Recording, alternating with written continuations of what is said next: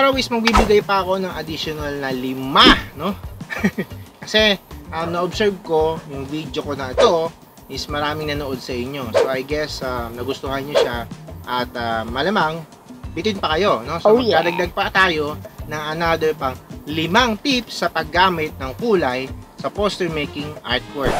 I mean, poster making contest. Part 2! What's up mga kakayo? Panibagong araw, panibagong week! Let's go!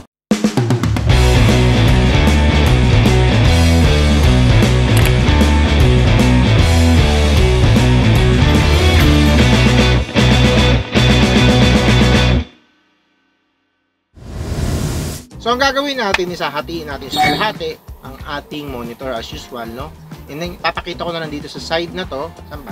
Dito? Oh, basta papakita ko na lang kung saan man yung video kung saan pinapakita ko yung explanation ko regarding doon sa paggamit ng kulay. Okay? Simulan na natin to. Okay, ang unang artwork natin is ito, no? Ang artwork na to is parang riptide yata yung tema ko nung ginawa ko to, no? Ito sa artwork na to, pinapakita ko yung paggamit ng kulay para ipakita kung sino ang bida. Kung makikita ninyo yung suporta ng kulay, no? Yung suporta ng kulay doon sa bida natin dito sa gitna, no? Pinagmumulan sa ilalim papunta doon sa scientist, no? Actually, ang gusto kong i-achieve dito is parang worm's eye view, no? Na parang ang tumitingin is nandun sa ilalim, no? Pero para mas masuportahan pa yon, kailangan ko ng parang alam mo yun, parang rays of colors na nanggaling dun sa ilalim, no? So gamit yung kulay na yon, no? Paggamit ng kulay is naipapakita mo kung sino talaga yung bida, no? Ang bida dyan is yung scientist, no? Marami akong mga artworks na ganyan din yung mga ginagawa ko, no? Kung saan pinapakita ko na itong character na to is siya yung bida, no? Kasi may liwanag na nanggagaling sa kanya. Isa na doon is itong artwork na to. Yan, no?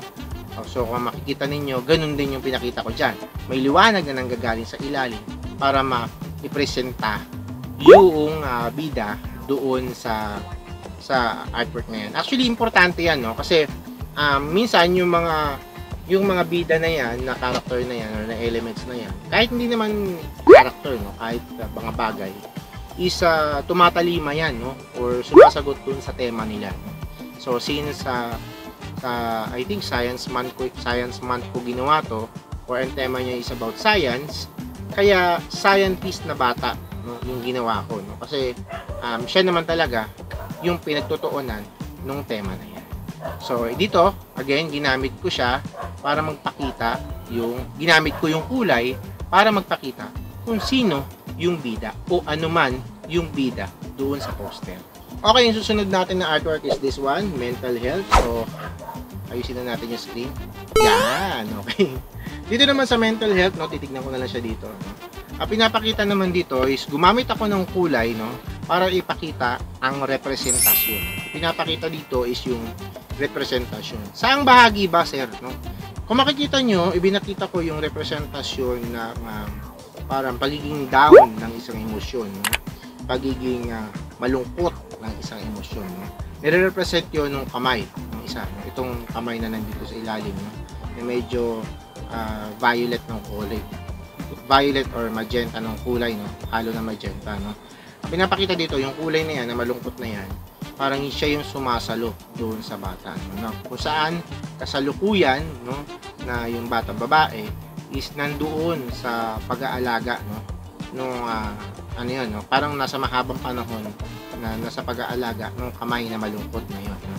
So pinakita ko lang na mayroong sleeves yun, posibleng nasa isang samahan ng mga tao siya, kung saan yun ay kumakanlong sa kanya.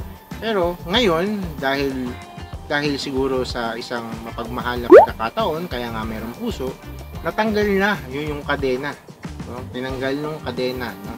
Yung isang kamay na nandun sa taas, no? Nagpapakita na skin tone ng tao yan. So ibig sabihin, isang makataong pamamaraan para masagip yung bata sa isang malungkot na kahapon o malungkot na pangyayari sa buhay niya. So again, ginamit ko yung malungkot na kulay dito para magpakita ng representasyon, no? representasyon ng isang kalungkutan o nakaraan ng bata. Ginamit ko yon doon sa kamay, doon sa ilalim, no? Marami rin ako mga artwork na ginawa ng ganito, pero iba-iba naman yung mga kulay na ginamit ko.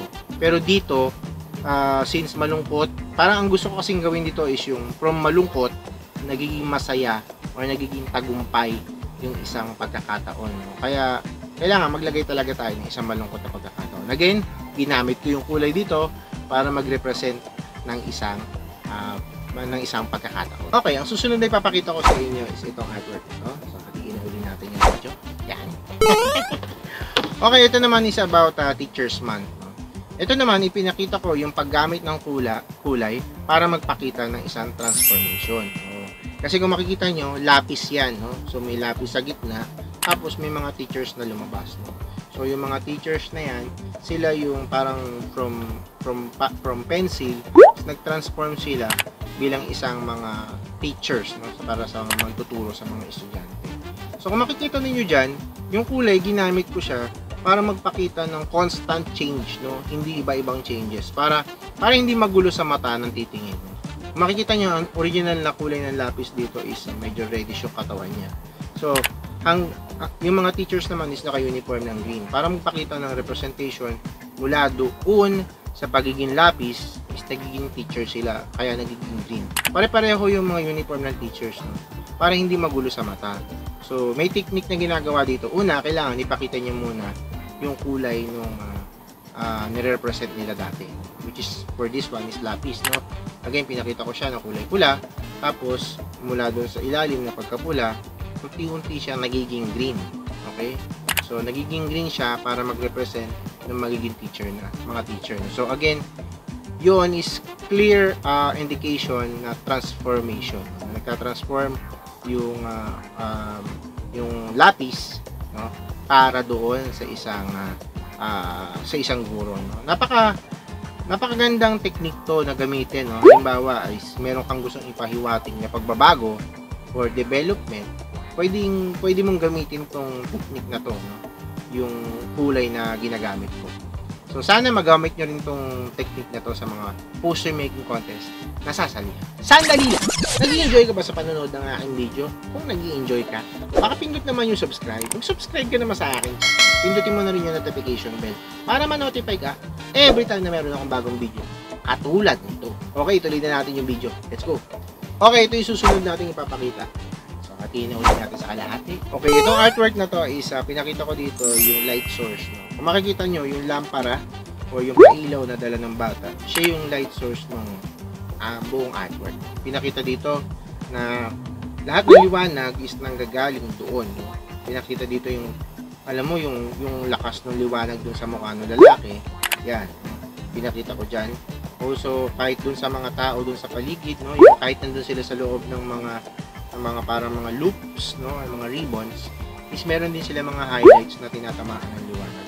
Well, napakagandang gawin to para maipakita kung gaano ka-centralize yung isang artwork mo, no, na may harmony na para lang doon sa isang tema.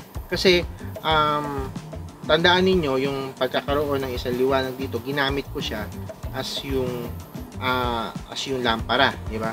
So, representation din kasi yung lampara ng something na pagbabago or isang instrumento para makapagpakita ng panibagong pagbabago, no? Mas magandang pagbabago.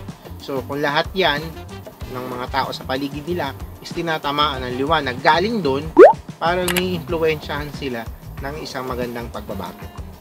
So, ganun siya, no? Ganun yung technique niya at ganun yung interpretation niya sa isang poster making artwork. Okay? Okay, susunod na gagawin natin is this one. Katatanggal ko lang doon.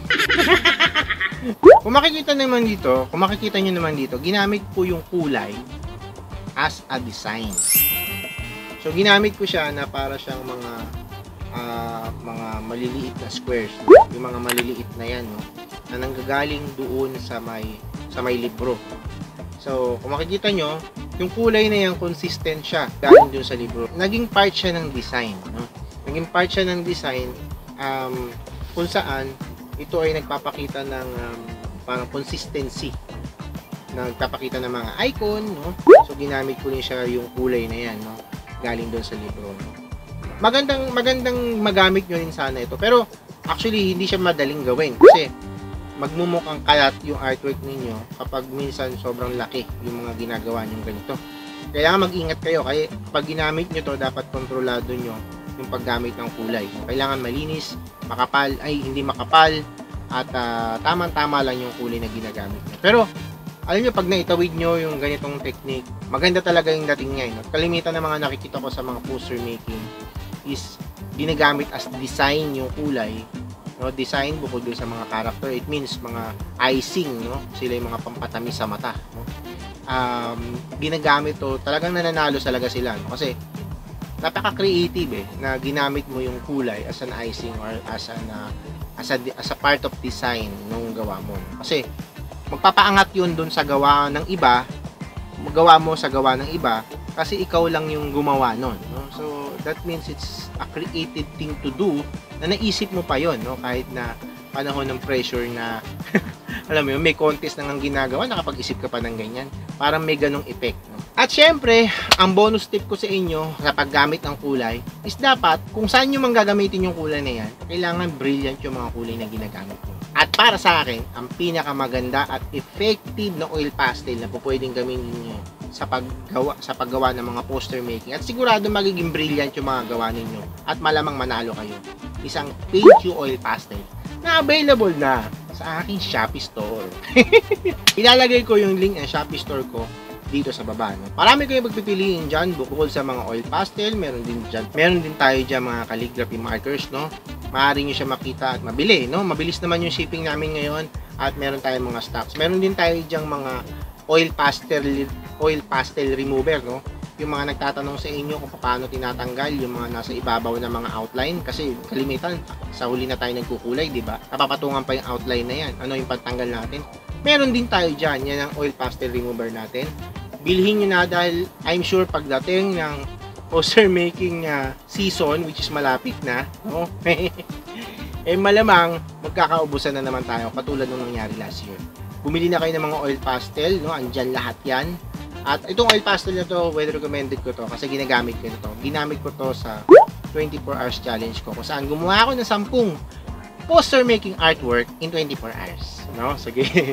Okay, hanggang sa susunod. Maraming salamat. Sana nag-enjoy ka dito sa video na to at sana meron ka natutunan. Paalam! Bye-bye!